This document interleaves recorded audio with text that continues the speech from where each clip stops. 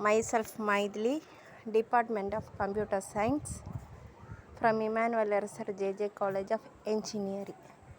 Today we are going to see about software requirement specification.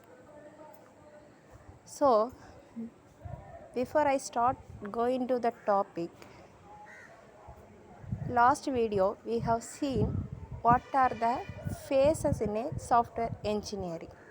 So first one is the requirement phase, the second one is the design phase, the third one is the coding phase, and fourth one is the testing phase, and last one is the deployment phase. The same here we are going to see the first thing, software requirement specification. So first one is requirement analysis and specification. The requirement analysis and specification starts after a feasibility of stage is complete and project is financial. Here we are gathering the requirement from the customer and we are documenting the requirement. It is usually called the software requirements. So these activities are usually carried by a few experienced development team who can have more experienced engineers will handle these type of requirement analysis so that they can do the project very easily and efficiently.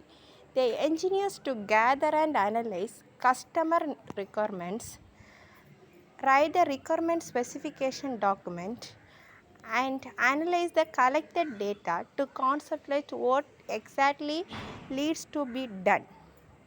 So after getting the requirements, they will analyze what can be done with that requirements. That is called as requirement analysis. So there are two types of requirement analysis. First one is requirement gathering, that is the next one is the requirement analysis. What do you mean by requirement gatherings? Requirement gathering means the requirements we will gathered from the customer. Next, requirement analysis. After gathering, we will analyze the requirements and thoroughly study about the requirement. That is called as requirement analysis. Next, it is also known as requirements elicitation. The primary objective of the requirements gathering task is to collect the requirement from the stakeholder. A stakeholder is the source of the requirement and is usually a person or group of persons. What does it mean? So, collecting the requirements is also called as requirements elicitation, and who are collecting that requirements is called as stakeholder. So, who is a stakeholder? Is a customer or some member who are directly or indirectly concerned with the software. Next one, after getting the requirement, they will file the document. So, they provide a statement.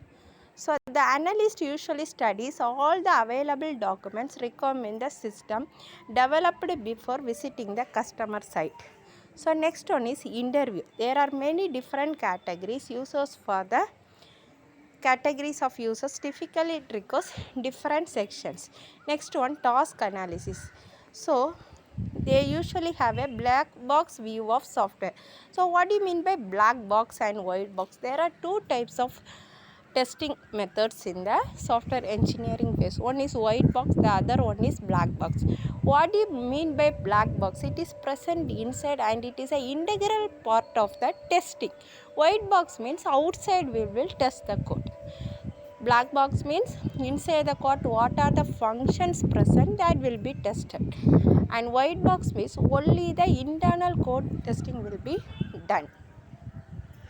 So next one is scenario analysis. What do you mean by scenario? What is going to be happen next? That is called a scenario. So what do you mean by scenario? What is going to be happen next? So next one, form analysis. Form analysis, if an important and effective requirements gathering, actually that is undertaken by the analyst when the project involves automating or existing manual system. So in form analysis, the existing forms and the formats are the specification produced.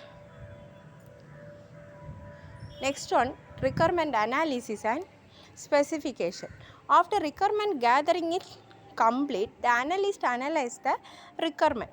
What it have been done with the collected data from various stakeholders to contain several ambiguities and incompleteness, whether the requirements will be satisfied to complete the project or whether we need to update it. So now, characteristics of a good SRS. What do you mean by SRS? It's a software requirement specification. It is a document. After collecting the requirements, the analyst will analyze the requirements, and after that we will document. What is the format of the document? Means SRS document formation. So what do you mean by SRS?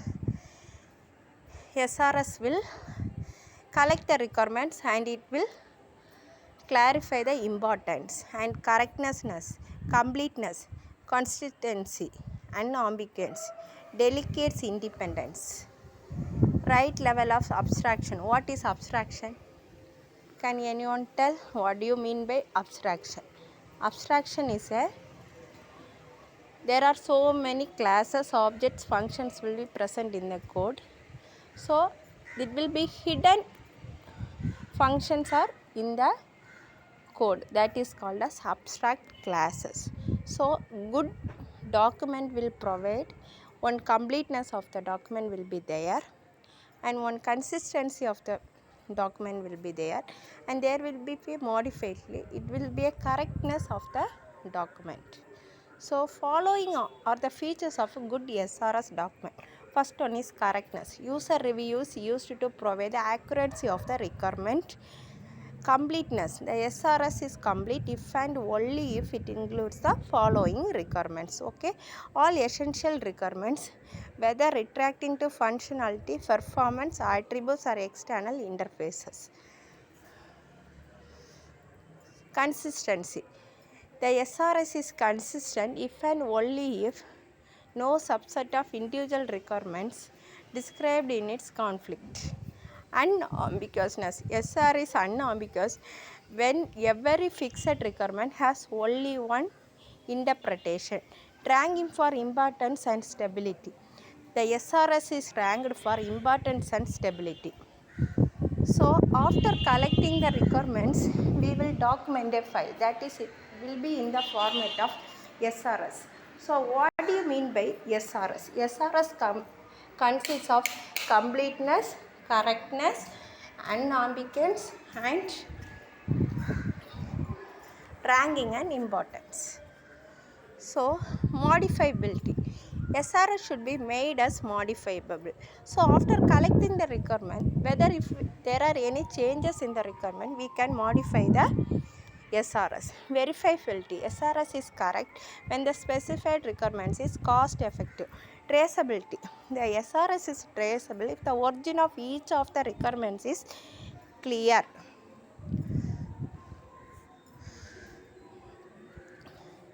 So design independent. There should be option to select a multiple design. What do you mean by design independent? There should be multiple option to select from multiple design. Next, alternatives for the final system. More specifically, the SRS should not contain any implementation detail. Testability. The SRS should be written in such a method that is simple to generate. Testability means after completing the code, we should test each and every process. The format of an output report must be anomaly, inconsistency, incompleteness. Anomaly. It is anomaly is an ambiguity in an requirement. Anomalous several interpretation of that requirement are possible. Next one, formal system specification. Formal system specification in software engineering refers to the process of precisely describing the behavior, properties, and requirements of the software system using formal methods and mathematical notation. In some of the software project there will be mathematical notations and logical formulas. For that we will use formal system specification. That is formal methods. What are mean by formal methods? Are mathematical techniques used to specify, model and reason about software systems. Inconsistency. Two requirements are said to be inconsistent if one of the requirement addicts the another. Incompleteness. As incompleteness, set of requirements in one which some requirements have been overlooked. So same requirements is, if it is repeating, it is called as incompleteness. Inconsistency means two requirements are, if we are collecting two requirement analysis and both if it is same, it is said to be inconsistency. Next, mathematical notation. Formal system often involves using mathematical expression, constraints, predictive logic, set theory, algebraic expression. Mathematical notation we are using. All the notation that are used for mathematical purposes. That is called as mathematical. Next, language constructs. Which language we should construct the project? It is more important in software engineering. So there are so many languages like Python, C, C++, Java. So which language we are going to develop? That is called as language constructs. Next, formal specification. Language provide constructs and syntax for expressing system properties. Next one, requirements capture. Formal system specification help in capturing and refining system requirements. Next, verification and validation. Formal system specification enables formal analysis, verification and validation of system properties. Formal method supports the use of automated tools and check the consistency correctness. Next one is refinement. What do you mean by refinement? Is a process of correcting the errors and bugs. What do you mean by formal specification? Allows for stepwise refreshment of system specification. System requirements can be progressively refined and more detailed in ensuring that the system and implementation faithfully adhere to the other. Next, final is the documentation. So formal system specification serve as a valuable source of documentation. They provide a clear and unambiguous representation. Formal system plays a crucial role in software engineering to enhance the quality, feasibility and formal system. Formal system means it is very important in software engineering to maintain the predictivity, maintainability and the ranking of the software. Next one, finite state machine. A state machine in software computation model, it is just a model to solve a complex application. If I am going to do a complex problem or a complex project, then we will choose a method called finite state machine, and it organizes a finite set of states. So state machine also produce an output. The output produced depends on the current state of the state machine. Sometimes it also depends on the input event. So state machine is giving the output. What we are giving the input, they will give the output according to that. Next, benefits of using state machine. It is used to describe situations or scenarios of your application. Already I have told you about the scenario, what is going to happen next. So FSM are helpful to model complex application that involves lots of decision making. State machines are visualized through state machine diagrams. So state machines, it will be in diagrams. There are two types of state machines. One is DFA and NFA, that is deterministic finite automata and non-deterministic finite automata. FSM makes it easier to visualize and implement the changes. Complex application can be visualized as a collection of different types of state machine are merely machine, more machine, handle state charts, UML state machine. So merely mission is a type of simple state mission where the next state is determined. The next state is determined by checking which input generates the new state.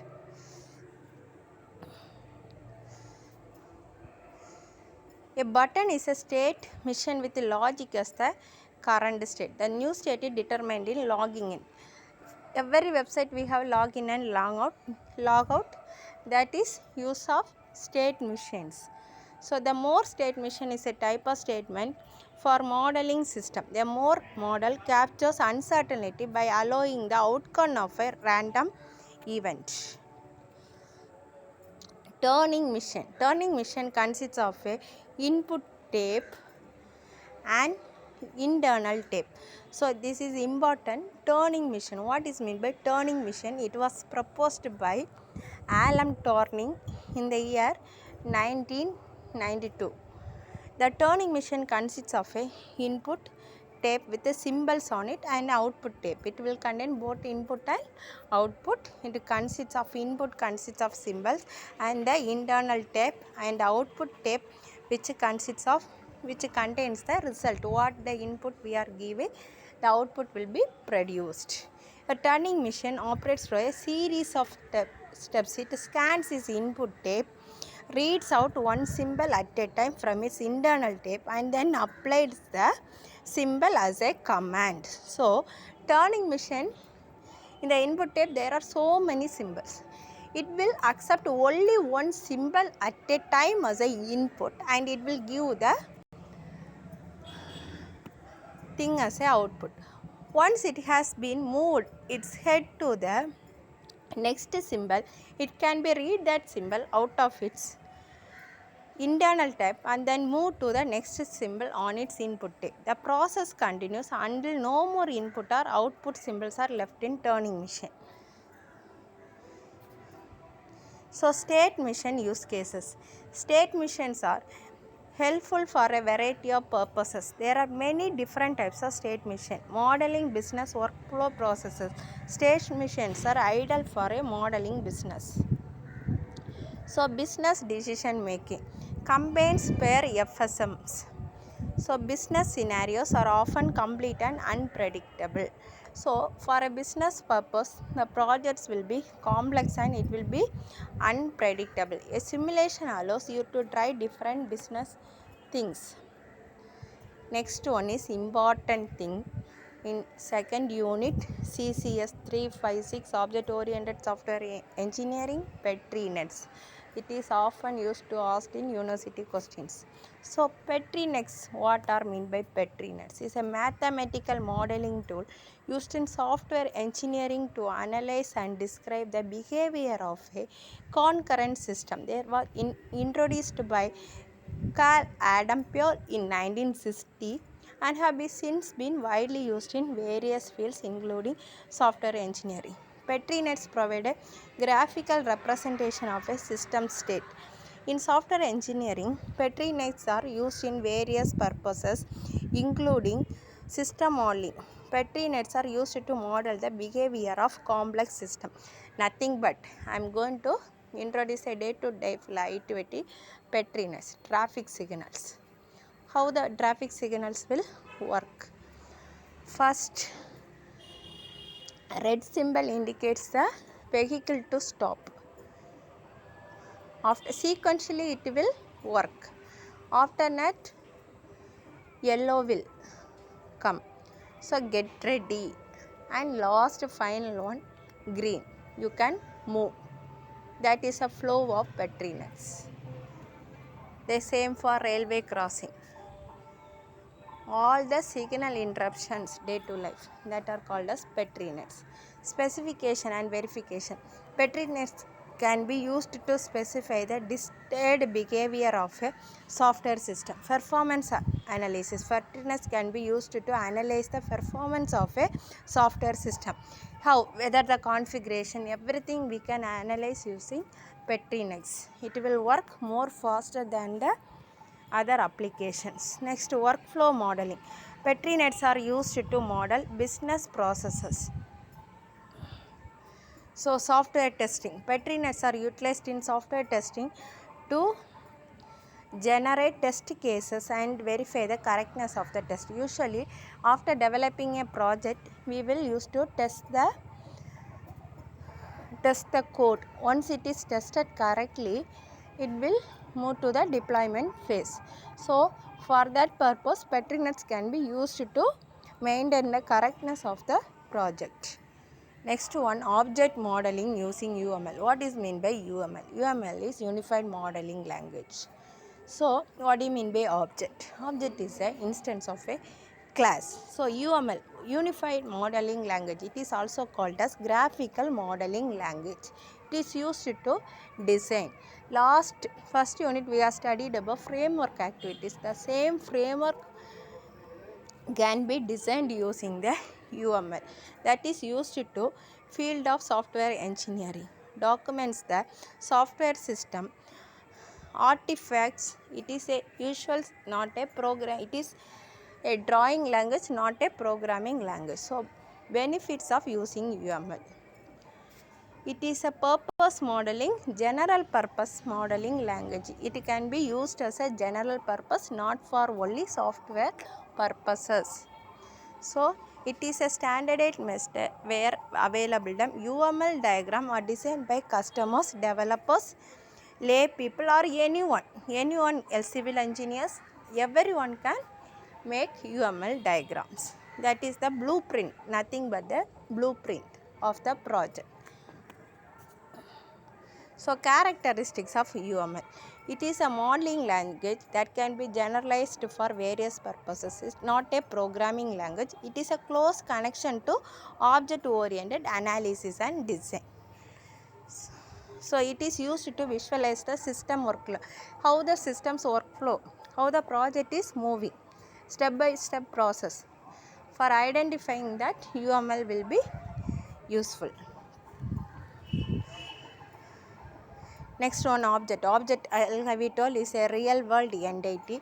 What is a class? Class is a collection of objects. What do you mean by abstraction? Abstraction is the process of protecting the essential characters. Only the essentials will be shown and the unessential will be hidden. That is called as abstraction. Inheritance. Inheritance is the process of deriving a new class. Example, real-time example, from parent, child will be inherited. The same process. From parent class, derived a child class. That is called as inherited. Polymorphism. Mechanism of making more than one forms. It's called as polymorphism. Encapsulation.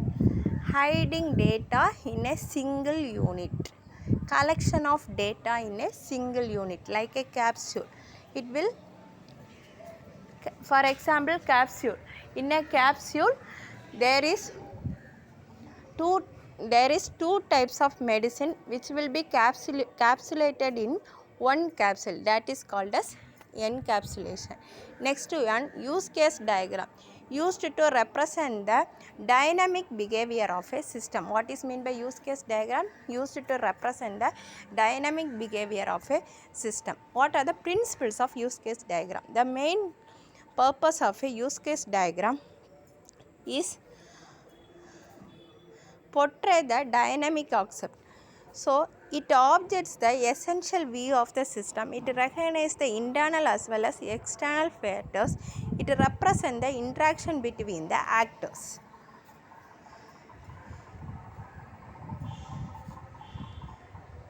Here is a use case diagram. Online shopping. First one, the user is viewing the items and he is purchasing, and after that purchasing we will come to the checkout position. Okay. In the view items, first service will be authenticated. It will identify the provider.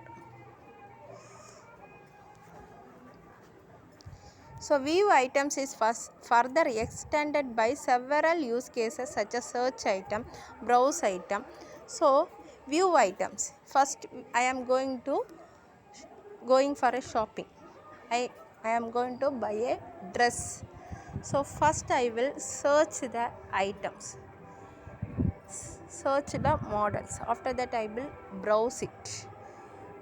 and after that I will view recommended item and I will add to the shopping cart. Finally I will proceed to the payment finally and add to the wish list.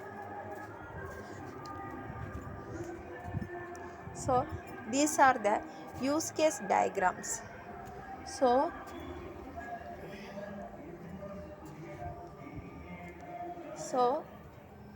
in the second chapter what and all we have seen is, first one is UML. First one is requirement analysis and gathering. What do you mean by requirement analysis? Requirement is analyzed. First we will get the requirements from the users and it will be gathered and it is sent to the customer. After the requirements will be analyzed by the user and it will be documented in a format that is called as SRS document. What do you mean by SRS? Software requirement source.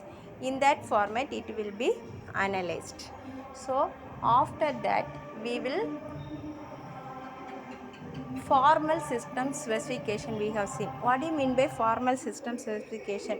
Formal system specification includes mathematical functions and the logic and the functions that are going to introduce in the formal system specification. After that we have seen